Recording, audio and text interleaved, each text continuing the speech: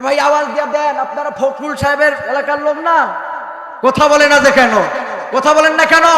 ফখরুল সাহেব আপনার বাসায় কৌয়া কাদের গেছেনি, ঠাকুর গায়ের বাসায় আপনি থাকতে তারে দিছেননি।